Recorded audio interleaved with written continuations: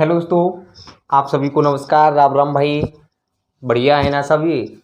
आशा करता हूँ सभी भाई बहन अच्छे होंगे, स्वस्थ होंगे। और इस कोरोना टाइम में स्थितियाँ कुछ गंभीर हैं, लेकिन धैर्य बनाए रखिए, घर पे रहिए, स्वस्थ स्वस्थ रहिए और मस्त रहिए दोस्तों।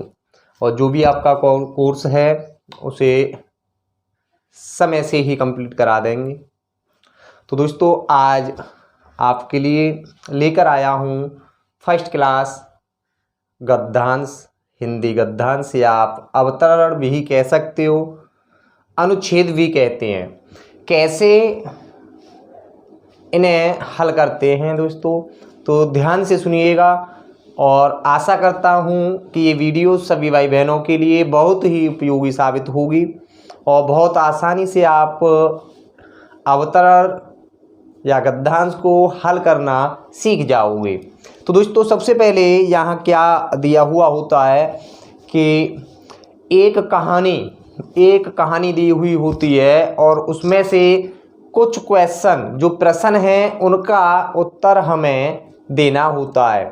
तो सबसे पहले जो कहानी हमें दी हुई होती है उसको भली भांति अच्छे तरीके से हमें पढ़ना चाहिए, क्योंकि जब तक हम उसे नहीं पढ़ेंगे, समझेंगे नहीं, तो दोस्तों आंसर हम कतई नहीं दे पाएंगे।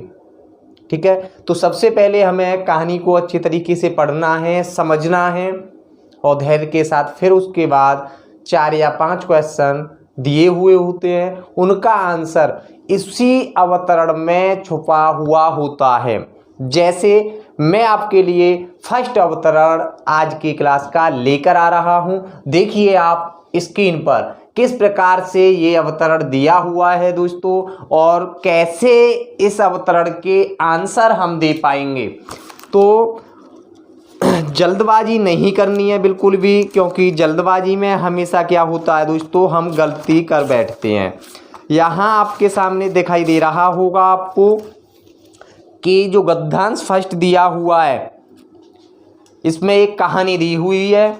आप उसे पढ़िए, एक बार रिवाइज कीजिए और फिर मेरे साथ भी आपको इसी तरह से करना है, जिससे कोई भी प्रश्न इसका आ जाए और हम उसका आसानी से सरलता पूर्वक आंसर दे सकें। तो देखिए दोस्तों, किस प्रकार से यहाँ हमें दिया हुआ है कि जो जमनू शेख और अलगू चौधरी में गाढ़ी मित्रता थी। ध्यान दीजिएगा प्रत्येक लाइन पर। साझे में खेती होती थी, कुछ लेन देन में साझा था। तो इसके जो कहना क्या चाहता है वो हमें देखना है कि जो जुम्मन शेख और अलगू चौधरी थे, उनमें दोनों में गाढ़ी मित्रता थी दोस्तों, और साझे में खेती होती थी और कुछ लेन देन में भी साझा था। साझे में वो खेतीबाड़ी करते थे और कुछ लेन देन में भी साझा था। एक दूसरे पर अटल विश्वास था, यानी कि एक दूसरे पर अटल विश्वास था, बहुत विश्वास करते थे वो एक दूसरे पर। जुम्मन जब हज करने गए थे तब अपना घर अलगू को सौंप गए थे, और अलगू जब कभी बाहर जाते थे तो जुम्मन के भरोसे अपना घर छोड़ देते थे। जब भी दोनों मित्र कहीं बाहर जाना हो एक को, तो एक दूसरे के ऊपर अपना घर सौंप देते थे।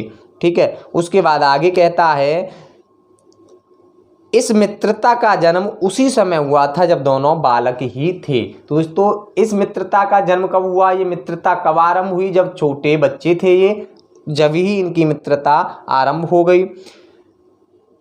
आगे कह रहा है, और जुम्मन के पिता जुमराती उन्हें शिक्षा प्रदान करते थे। जो जुम्मन के पिता थे उनका जुमराती, ठीक है, उन्हें शिक्षा प्रदान करते थे। आगे कह रहा है, जुम्मन शेख की एक बूढ़ी खाला थी।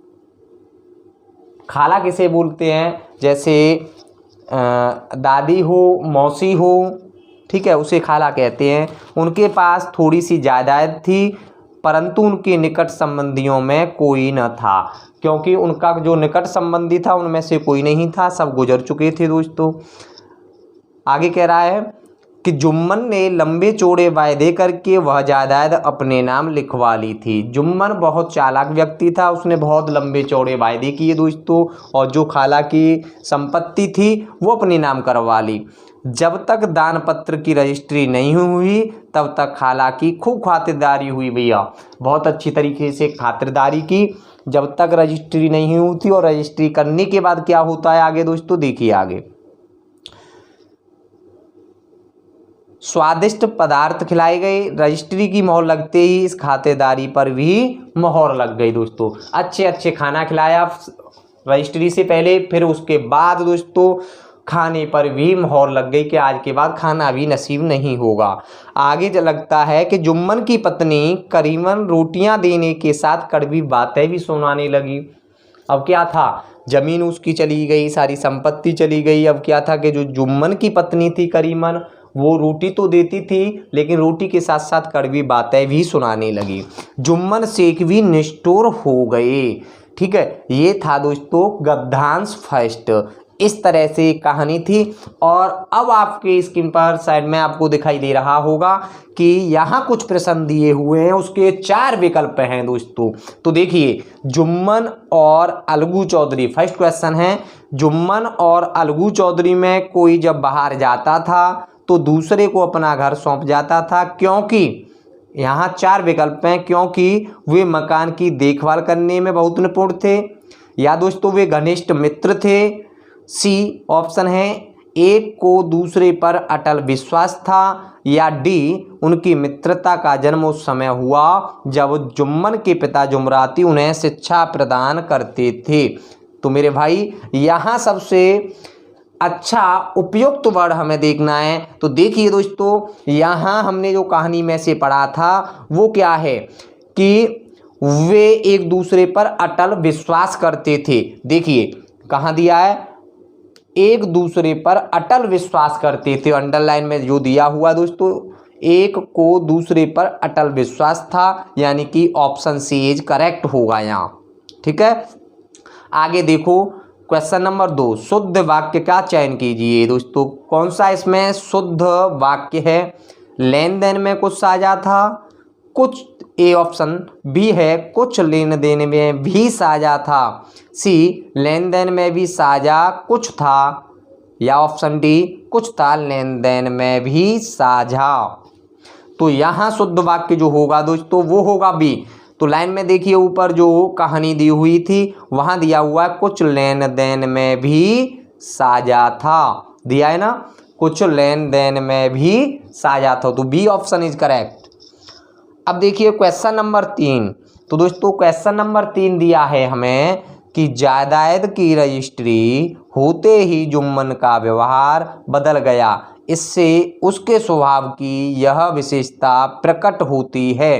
क्या होती है? ऑप्शन में देखो कि वह बहुत चालाक था, या ऑप्शन बी वह बहुत स्वार्थी था, ऑप्शन सी वह धोखेबाज था, या ऑप्शन डी वह बहुत अहंकारी था। उपयुक्त वाक्य चुनना है दोस्तों जो सबसे मोस्ट इम्पोर्टेंट हो।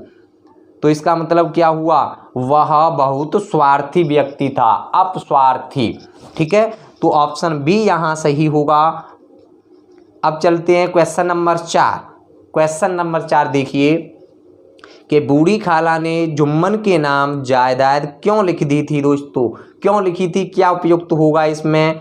तो देखें कि ए उसके कोई निकट संबंधी नहीं था, ऑप्शन बी उसको किसी के सहारे की ज़रूरत थी, ऑप्शन सी उसको पका पकाया खाना चाहिए था, या ऑप्शन डी जुम्मन ने उससे लंबे चौड़े वायदे किए थे दोस्तों।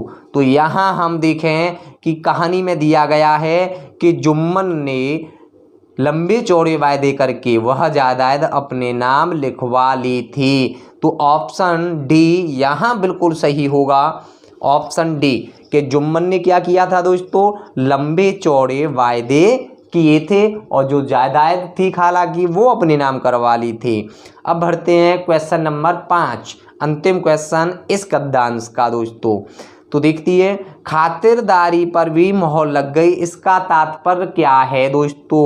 तो ए बूढ़ी खाला की खातिरदारी की कानूनी जिम्मेदारी जुम्मन की हो गई, या ऑप्शन बी खातिरदारी का भी अंत हो गया, ऑप्शन सी खातिरदारी का दिखावा प्रकट हो गया, या ऑप्शन डी खातिरदारी का स्वरूप निश्चित हो गया। तो दोस्तों यहाँ सबसे उपयुक्त और तात्पर्य जो इसका निकलेगा वो क्या निकलेगा, आप देखिए कहानी में कि कहानी में कह रहा है कि स्वादिष्ट पदार्थ खिलाए गए और रजिस्ट्री की मोहर लगते ही इस खातिरदारी पर भी मोहर लग गई। मोहर का मतलब जुम्मन की जो पत्नी करीमन, देखिए अच्छी तरीके से कि मोहर लग गई का मतलब है कि जो उसकी पत्नी थी रोटियों के साथ साथ कड़वी बातें भी सुनाने लगी। तो ऑप्शन बी यहाँ सही होगा कि खातिरदारी का भी अंत हो गया। दोस्तों जो खातिरदार थी, जो उसे खाना पीना मिलता था, उसका भी अंत हो गया। दोस्तों ये था आपके सामने फर्स्ट गद्यांश आज का। दोस्तों कैसा लगा कमेंट बॉक्स में कमेंट जरूर करें, और साथ ही साथ जो हमारे नए भाई बहन हमारे यूट्यूब परिवार से जुड़ रहे हैं दोस्तों, अभी तक उन्होंने हमारा चैनल सब्सक्राइब नहीं किया है तो चैनल को सब्सक्राइब करें और बेल आइकन प्रेस करें, क्योंकि यहाँ से जितनी वीडियो अपलोड होती हैं उनका नोटिफिकेशन सबसे पहले दोस्तों आपके पास पहुँचे। तो कैसा लगा ये क्लास फर्स्ट का गद्यांश आप जरूर बताइएगा कमेंट बॉक्स में, और अधिक से अधिक वीडियो को लाइक करें और शेयर करें।